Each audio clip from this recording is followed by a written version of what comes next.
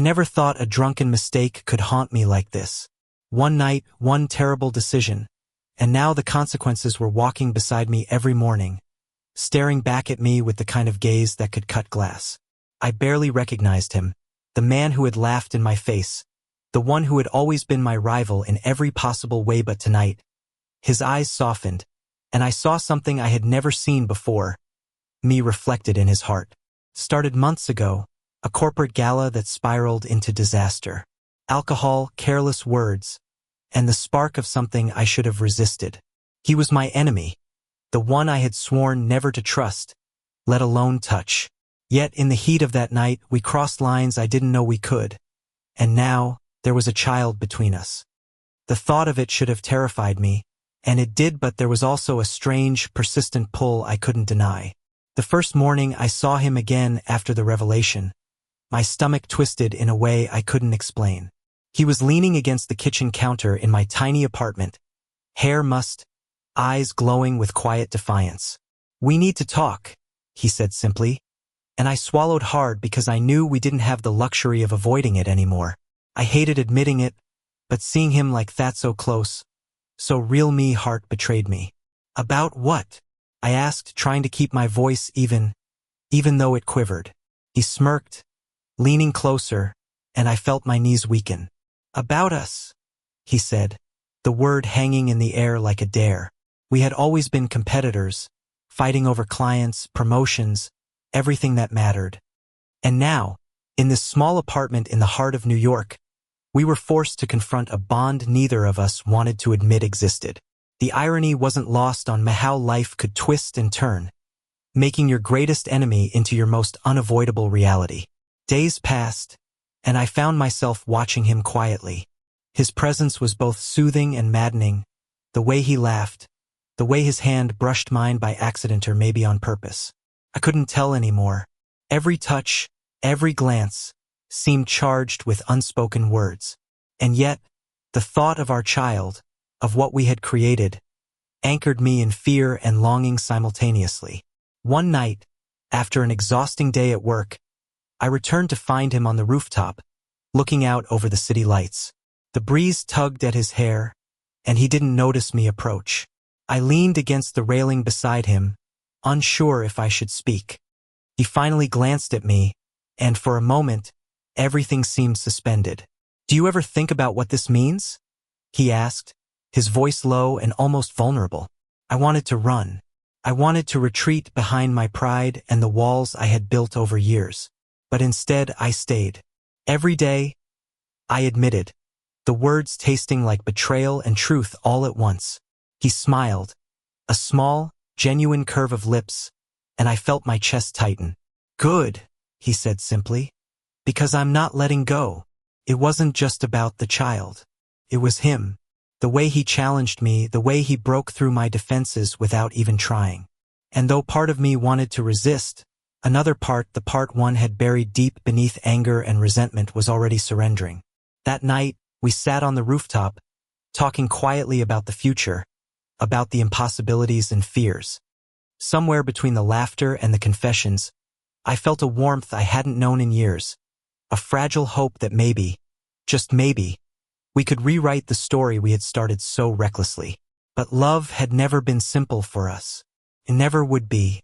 And yet, as the city lights shimmered below, and I felt his hand brush against mine, I realized something terrifyingly beautiful. I didn't want him to let go either.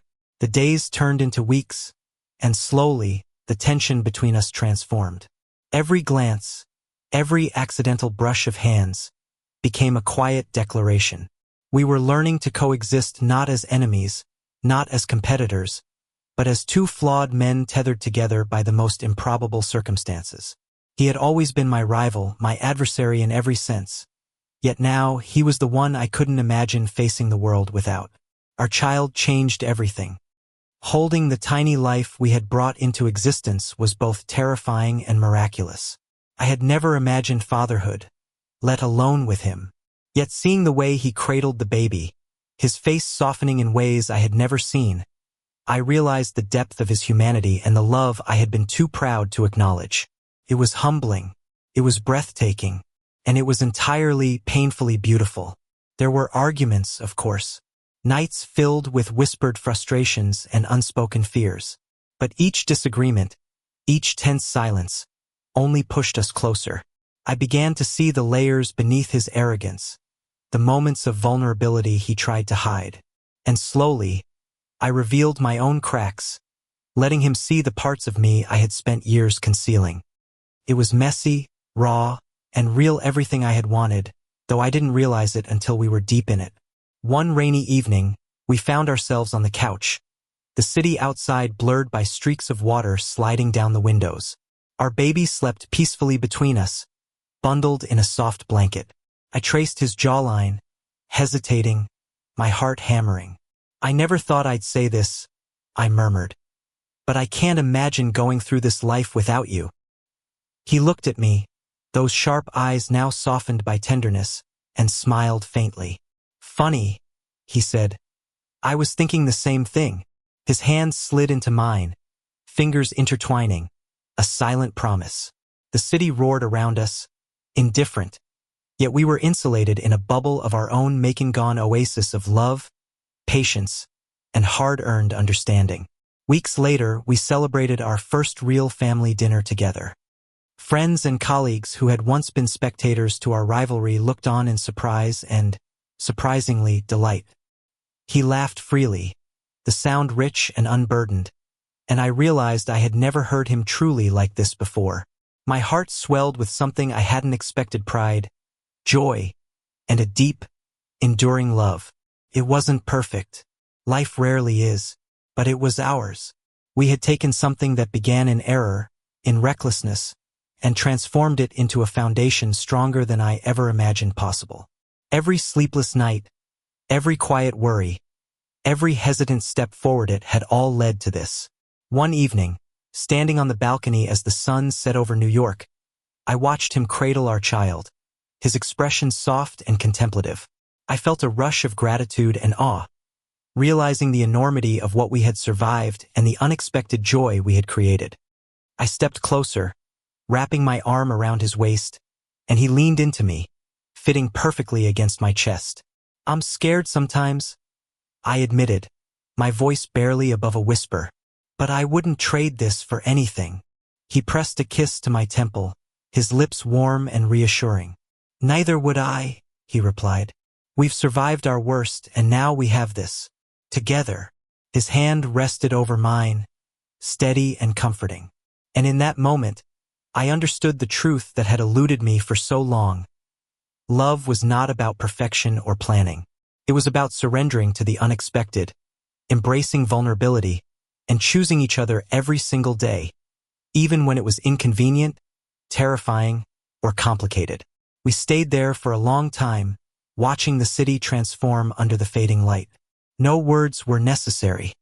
The quiet closeness, the steady rhythm of our breaths, the gentle rise and fall of our child's chest, they spoke louder than any declaration ever could.